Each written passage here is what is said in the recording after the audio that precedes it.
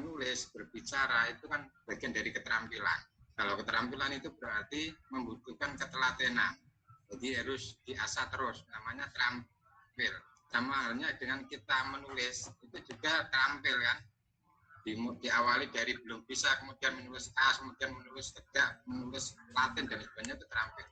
Sehingga peran guru terus terutama guru kelas rendah ini menjadi penting, sangat penting untuk menggiring, ya, memberi stimulan, respon-respon peserta didik dalam terampil untuk menulis yang pertama, kemudian berbahasa, bicara, kemudian mengungkapkan ekspresi itu terampil. Kita ngomong di depan kelas anak-anak itu juga bagian dari keterampilan.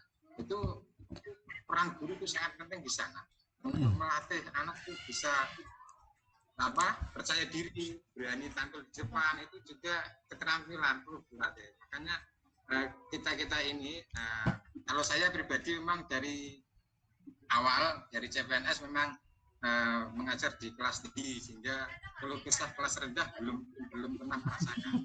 Mungkin Bapak Ibu yang lain yang kelas rendah itu menjadi fondasi awal, jenengan sebagai tombak awal untuk menitik tadi, memberi fondasi kepada anak didik tentang bahasa tadi, baik keterampilan menulis, membaca, ungkapan lain-lain itu adalah di guru kelas rendah. Saya kira itu Pak Suyoto tanggapan tambahan dari saya. Oke, makasih Pak Asro ya. Jadi apa yang disampaikan Pak Asro sangat betul ya, mendasar, karena seperti yang tadi sudah saya urai di awal. Jadi bahasa ini dipelajari sebagai alat. Nah, karena belajar bahasa sebagai alat komunikasi, menjadilah tadi terampil produknya. Kalau terampil mahir, kan mahir. Mahir apa? Mahir gunakan bahasa untuk berkomunikasi. Nah, kalau sudah pada tataran mahir, Bapak dan Ibu, ibarat naik sepeda itu, naik sepeda tanpa dia pegang setirnya ya, itu tidak akan jatuh karena mahir. Nah, caranya gimana? Tadi sampaikan Pak Asro, saya setuju. Itu perlu latihan Bapak Ibu. Jangan hanya diberi contoh. Buat ilustrasi. Ketika putra kita, anak kita belajar naik sepeda. Coba, Bapak Ibu hanya memberikan contoh orang naik sepeda yang benar. Termasuk Bapak Ibu memberikan contoh orang naik sepeda yang salah. Apakah akan menjadikan anak kita bisa naik sepeda? Termasuk Bapak Ibu memberikan penjelasan sejelas-jelasnya tentang apa itu sepeda, tentang apa itu komponen untuk sepeda, tentang bagaimana cara naik sepeda yang benar dan lincah. Apakah bisa menjadikan anak itu otomatis bisa naik sepeda? Karena itu masih tataran pengetahuan. Nah, atas dasar ilustrasi itu, Bapak dan Ibu, Bapak Ibu ibarat naik sepeda, belajar naik sepeda, harus betul-betul belajar menaiki sepeda, jatuh bangun di situ, kita bimbing, kita tuntun. Termasuk anak didik kita belajar keterampilan, seperti Pak Asro tadi, nulis. Kita bimbing dari mulai paling yang tidak mengerti, yang tidak bisa, mulai dari huruf kelas 1 ya Pak ya, A, B dan seterusnya, buat kata tadi oleh Pak tadi saya yang memberikan contoh mulai dari kata, terus kalimat, frasa tadi, Pak Ari tadi ya, itu perlu dilatihkan. Terus dilatih betul-betul berbicara, jangan diberi penjelasan saja, cara berbicara yang benar. Anak kita beri cara menaiki sepeda yang benar, nggak bakalan akan bisa naik sepeda kalau anak kita tidak betul-betul belajar naik sepeda meskipun jatuh bangun. Itu ilustrasinya ya. Jadi harus betul-betul. Nah, sekarang bagaimana Bapak dan Ibu solusinya? Ada strateginya. Saya menjadi ingat ketika mantan rektor Undip dulu, Prof. Eko, sekarang sudah almarhum, dia kan terkenal baca puisi ya. Bapak dan Ibu, ada kata atau istilah memaksa. Negatif ya. Masa dipaksa. Ini orang Jawa yang dari pada mosok itu masak. Masa dipaksa itu? Coba, Bapak Ibu mau nggak dipaksa? Nggak mau ya? Nggak mau, Pak. Betul ya. Tapi itu ampuh Bapak Ibu. Kalau kita melakukan, Bapak Ibu, terutama Ibu, sudah biasa memaksa putra putri Bapak Ibu waktu masih kecil. Yaitu dengan Ya Pak, betul Pak. memaksa makan, betul nggak? Iya. Itu Iya, lebih gitu. Bapak Ibu, bayi kita dulu waktu kecil nggak mau makan nggak? Iya. Bapak Ibu betul nggak melakukan pemaksaan di situ? Gitu? Sampai ya beliputan makanya. Terus dan terus. Termasuk, mohon maaf, mungkin Bapak Ibu pernah kan melakukan memaksa kepada putra putri Bapak Ibu untuk belajar sholat, betul nggak? Ya, Iya Pak. Iya kan? setiap hari itu Pak. Atas dasar ilustrasi itu, ya betul ya. Atas dasar ilustrasi itu bisa Bapak Ibu kita terapkan dengan cara begini. Pertama memang harus kita awali dengan memaksa. Tapi memaksa dalam arti tidak menyakiti ya Bapak Ibu ya. Memaksa makan, memaksa sholat, memaksa jangan main dan sebagainya, memaksa tidur kan. Nah, produk, betul. Produk dari kita sering memaksa, lalu memaksa, akhirnya menjadi apa? Tradisi kebiasaan, betul nggak? Habit kebiasaan. Nah, sudah terjadi kebiasaan Bapak Ibu, apa yang akan terjadi?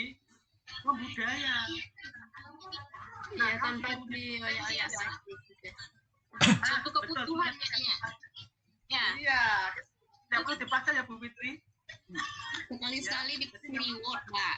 Dikasih reward, Iya, dikasih nah, betul. Bisa dibantu dengan enggak dipaksa aja, Pak. Sesekali dikasih reward. Coklat juga, Pak.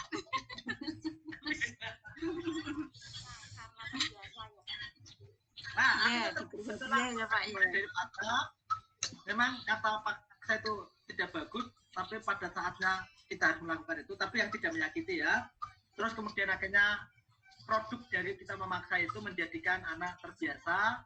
Kalau sudah terbiasa, Bapak Ibu sudah membudaya, dan kalau sudah membudaya tanpa kita lihat, tanpa kita suruh, otomatis dia akan melakukan hal itu. Betul nggak Bu?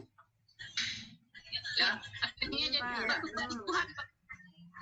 Nah, oleh karena itu, ini bisa kita terapkan. Anak kita paksa untuk belajar, tapi didampingi yang namanya anak, gitu kan? Persoalannya kan kita maksa, tapi tidak kita dampingi, gitu loh. Itu menjadi persoalan. Kenapa? Karena anak. Tapi kalau mahasiswa saya paksa setiap topik harus ada makalah. Kalau nggak ada makalah, saya beri nilai jelek. Dia menjalankan, Pak. Karena udah dewasa, andragogi. Pembelajaran orang dewasa. Itu persoalan. Bedanya di situ ya, Pak Asro ya. Bedanya di situ ya, Pak Asro ya. Jadi betul, tadi saya setuju dengan Pak Asro tadi. Jadi harus ada ketekunan. Oke, Bapak Ibu.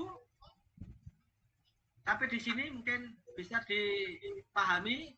Nanti bisa kita disusun lagi.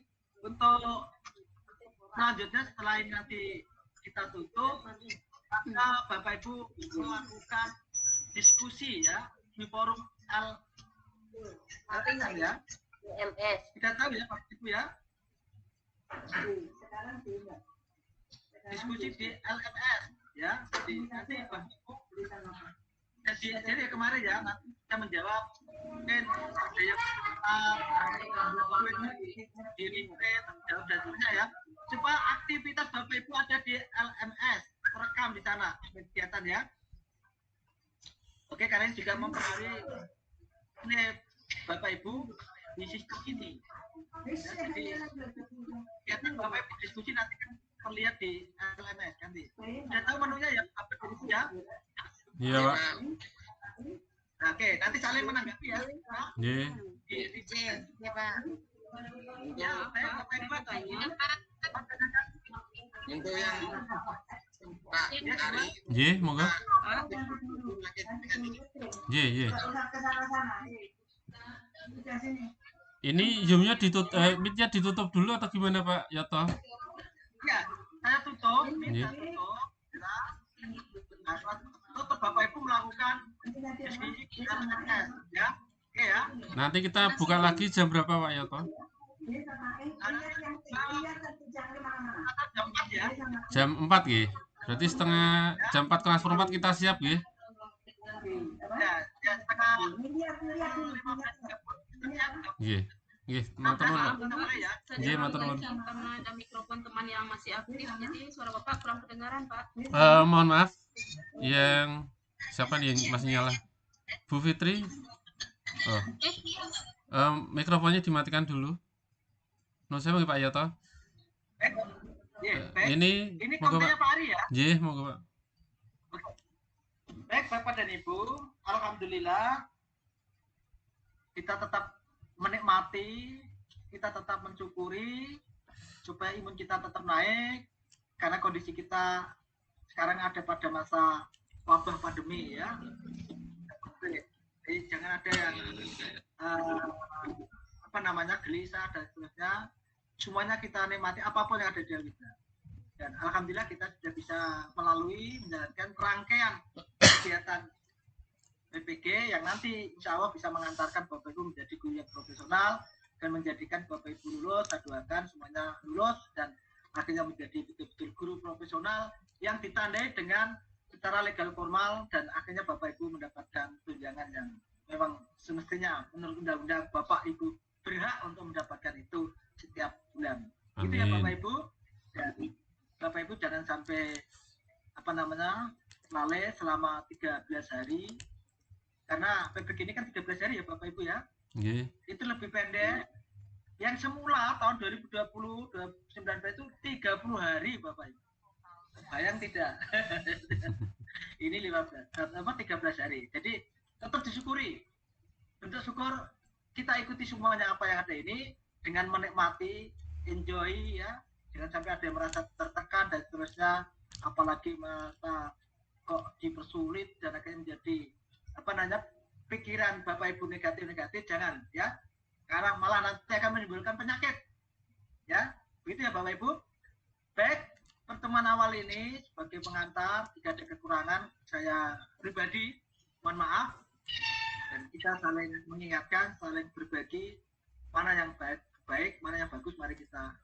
Demikian saya akhiri. Assalamualaikum warahmatullahi wabarakatuh. Waalaikumsalam warahmatullahi wabarakatuh.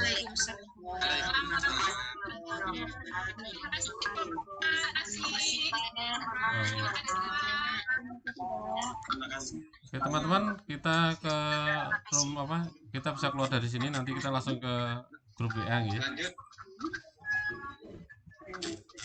Pak Ari buka lanjutnya Pak Ari ya. Iya. Kita tutup dulu ya. Assalamualaikum.